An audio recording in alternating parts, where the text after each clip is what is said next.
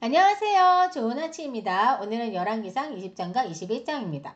20장은 내용이 굉장히 길어 보여요. 20장 이렇게 탁 넘겨보시면. 근데, 내용이 많아 보이지만 많지 않습니다. 그냥 아람과의 전쟁 이야기예요. 자, 그런데 단순한 전쟁 이야기가 아닙니다. 누가 이기냐? 요게 아니라 누가 진짜 하나님이냐? 이거를 보여주는 장면이거든요. 자, 아람의 왕 베나닷이 북이스라엘을 쳐들어옵니다. 자, 조건이 뭐냐? 너의 재산을 다 내놔라. 너의 아내와 너의 자식도 다 나에게 바쳐라. 네, 여러분 이건 협상이 아니죠. 완전 굴복을 요구하고 있는 겁니다. 자, 아합은 처음에는 겁을 먹고 예, 다 드리겠습니다 라고 얘기해요. 자, 그런데 두 번째 요구에서도 아합의 아내들과 자식들을 다 바치라고 또 말합니다.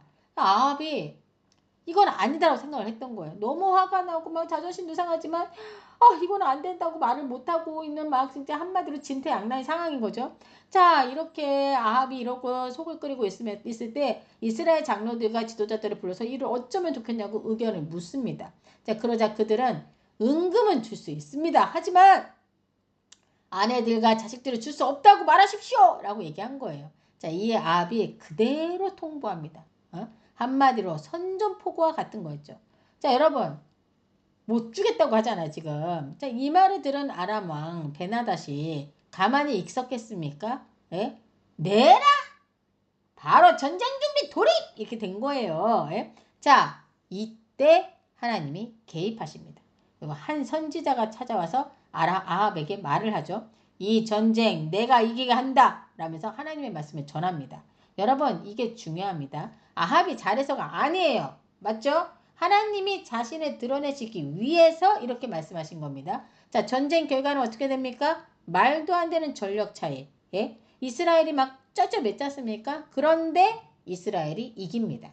자, 그리고 두 번째 전쟁을 앞두고 아람 사람들이 이렇게 말을 하더라고요.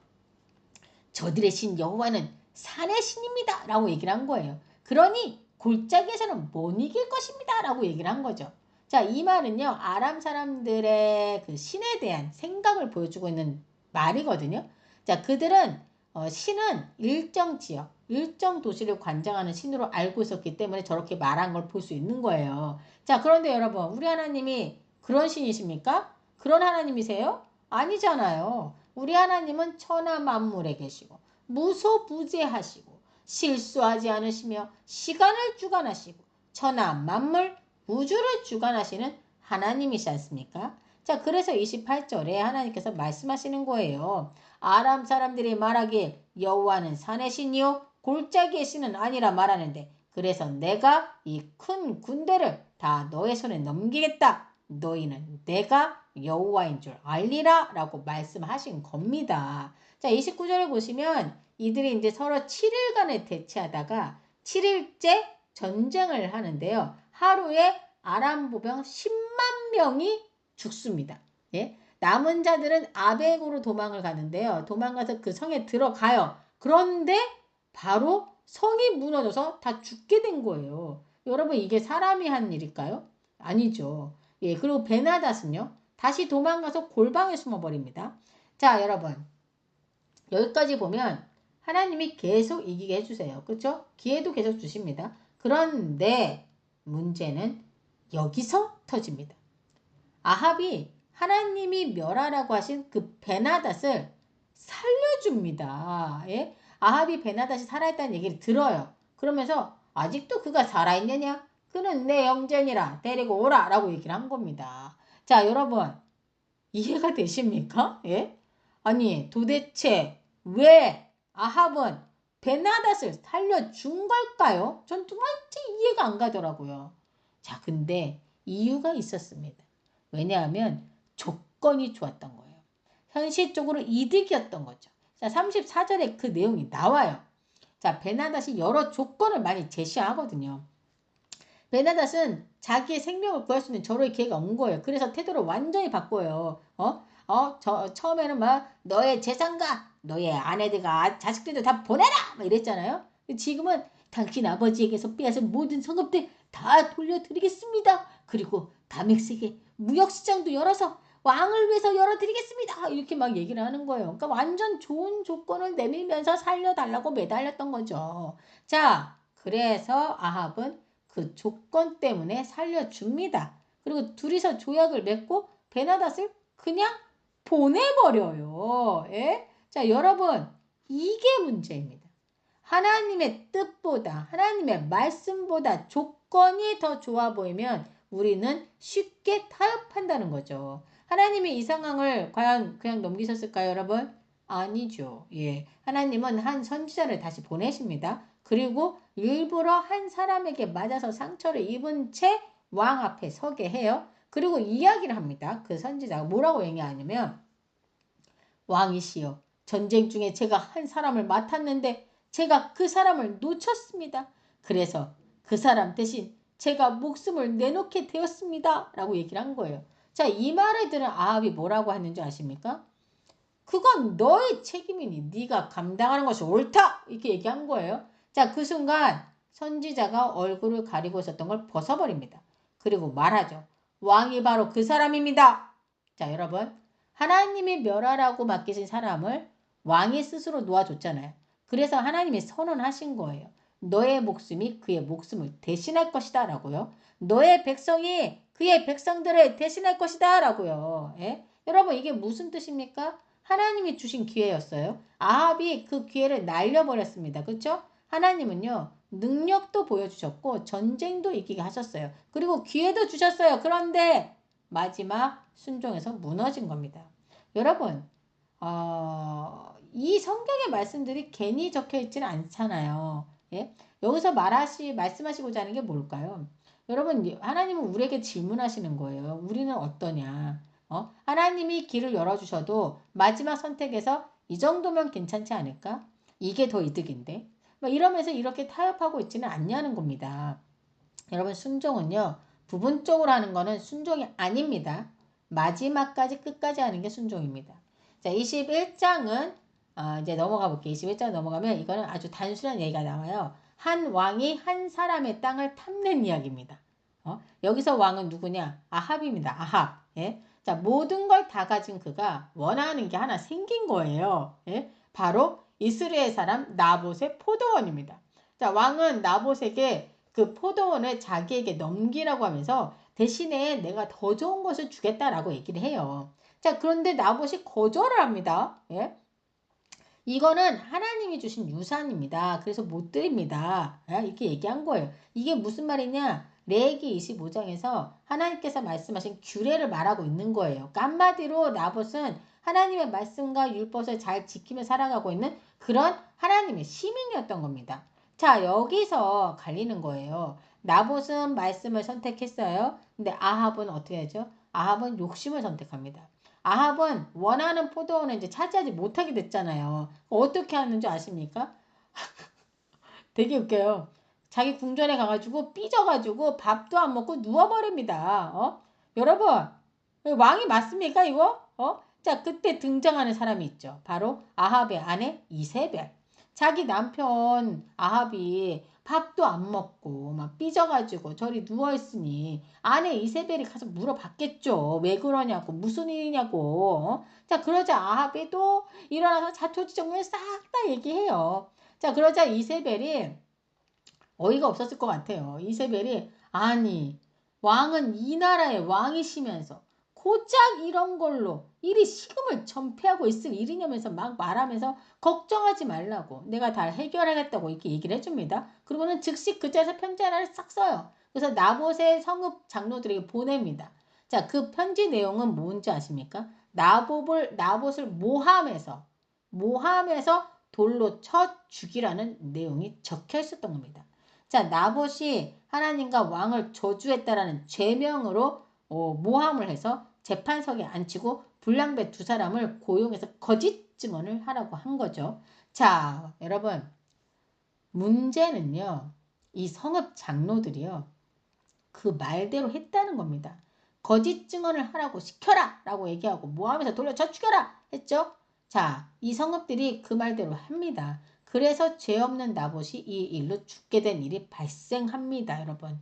자, 이 소식을 들은 이세벨은요, 왕에게서 왕이시여, 일어나소서. 이스라엘 사람 나봇이 돈으로도 바꿔주겠다고 해도 싫다고 했던 그 나봇의 포도원을 차지하소서. 그가 죽었나이다. 여러분, 예? 이렇게 얘기해 준 거예요. 이 말에 아합은 또 좋다고 일어나서 그 포도원을 차지하러 갑니다. 예? 자, 이때 하나님께서 엘리야에게 임하셔서 그에게 너는 일어나 내려가서 아합 왕을 만나거라. 그가 나봇의 포도원을 차지하러 그리로 내려갔느니라. 너는 그에게 정확하게 전하거라. 여호와의 말씀이 너가 죽이고 또 빼앗았느냐? 여호와께서 말씀하시기를 개들이 나봇의 피를 핥은 곳에서 개들이 너의 피, 곧 너의 몸의 피도 핥으리라 하였다라고 전하라고 하시는 거예요. 자, 여러분, 사람은 속일 수 있습니다. 시스템도 속일 수 있어요. 하지만 하나님은 절대 속일 수 없습니다. 자, 그래서 하나님이 선언하신 거예요. 너가 한 대로 너도 당하게 될 것이다 라고요. 자, 그런데요, 이게 웬일입니까? 27절에 엘리야로부터 하나님의 엄청난 심판을 선고받은 아합이요. 지금까지는 전혀 딴판으로 아니 웬일인지 완악함을 벗어버리고 하나님 앞에서 굵은 배로 몸을 동이고 굵은 배에 눕고 풀이 죽어 다니면서 회개의 자세를 취한 겁니다. 예? 자, 왜 또 이런 모습을 보여줘? 생뚱맞게. 예? 자, 이런 모습을 보신 하나님께서 29절에 엘리야에게 아합이 내 앞에서 겸비함을 너가 보느냐라고 말씀하시면서요. 그가 내 앞에서 겸비하였으므로 내가 재앙을 저의 시대에는 내리지 아니하고 그 아들의 시대에서야 그의 집에 재앙을 내리겠다라고 말씀하시므로 21장이 막을 내립니다. 사실 저는요. 어쩔 때는 하나님이 이해가 좀 안 갈 때가 있어요. 지금이 좀 그래요. 아니 저렇게 악한 아합이 저렇게 지금 회개 한 번 했다고 하나님이 지금 반응하신다고요 지금? 아니 이거 아니지 않습니까? 예, 근데요 여러분 하나님의 이 마음이요 낯설지 않습니다. 하나님의 이 모습은요 계속 나와요. 사실 나중에 나오는 요나서라는 책이 있어요. 이 요나에서도 이런 장면이 나옵니다. 이 요나는요 하나님의 명령을 받아요. 그래서 아수르의 수도 니느웨에 가서 하나님의 말씀을 선포하라고 합니다. 이 아수르가 엄청 잔인한 나라거든요. 그 나라에 가서 전하라는 거 한 거예요. 하나님의 말씀을 선포하라는 거예요. 근데 요나가 너무 가기 싫은 거예요. 왜? 엄청나게 잔인한 민족이거든요. 그러니까 그 나라에 하나님의 말씀을 선포하기가 싫었던 거예요. 왜요? 니느웨가 회개하면 하나님이 용서하실 걸 알았기 때문인 거예요. 예? 우리 지금 이 아합을 용서하신 것처럼 여러분 우리는 이해가 안 가고 화가 나지만 하나님은요 한 명이라도 살리고 싶어 하신다는 겁니다. 하나님의 그 사랑 때문에 하나님께서 예수 그리스도를 우리에게 보내주셨지 않습니까? 그리고 그 예수님을 믿는 자마다 구원을 얻게 해주신 거예요. 이게 다 하나님의 그 사랑 때문에 우리도 살게 된 거죠. 여러분 이게 21장의 핵심입니다. 하나님은 공의의 하나님이십니다. 죄를 반드시 심판하세요. 그런데 동시에 하나님은 은혜의 하나님이시라는 거. 회개하는 자에게 시간을 주시는 분이시라는 겁니다. 여러분 우리는 지금 어떻습니까? 아합처럼 하나님보다 더 앞서는 것들을 선택해 놓고 나중에는 나는 억울하다라고 말하고 있지는 않습니까? 뭐 겉으로는 괜찮아 보입니다. 뭐 교회 잘 다니고 있고요. 말씀도 뭐 열심히 읽고는 있어요. 뭐 괜찮아 보입니다. 그런데 속에서는 욕심, 비교, 분노 이런 것들이 쌓이고 있지는 않습니까? 그리고 아직 아무 일 없다고 괜찮다고 생각하고 있지는 않습니까? 여러분 지금 아무 일 없는 건 괜찮아서가 아닙니다. 여러분 하나님께서 우리에게도 기회를 주신 거예요. 네? 괜찮은 게 아니에요, 여러분. 우리가 아무 죄가 없어서 그런 게 아닙니다.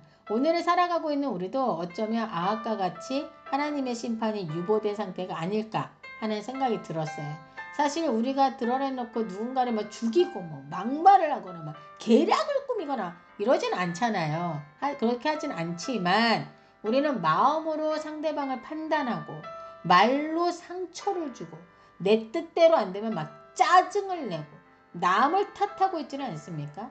이렇게 보면 우리도 하나님 앞에 설 수 있는 사람은 단 한 사람도 없습니다. 그럼에도 불구하고 하나님께서 잠시 심판을 미루고 계신 거죠. 왜요? 아직 기회를 주고 계신 겁니다. 그래서 여러분, 오늘 하루는요, 그냥 하루가 아니라요, 하나님이 주신 기회의 날입니다. 오늘 회개하고 오늘 하나님을 붙드는 거, 그게 가장 중요합니다. 자, 이 시간 함께 기도하겠습니다. 하나님 아버지, 오늘도 우리에게 기회를 주시며 감사합니다. 우리가 아합처럼 마음과 말과 행동으로 죄를 지으면서도 깨닫지 못하고 살아갈 때가 많습니다. 주님, 오늘 이 시간 우리의 마음을 돌아보게 하시고 겸손히 회개하게 하여 주옵소서. 오늘을 헛되이 보내지 않게 하시고 하나님을 붙드는 하루 되게 하시며 말씀을 따라 살아가게 하여 주옵소서. 이 모든 말씀 우리 예수님 이름으로 기도드립니다. 아멘.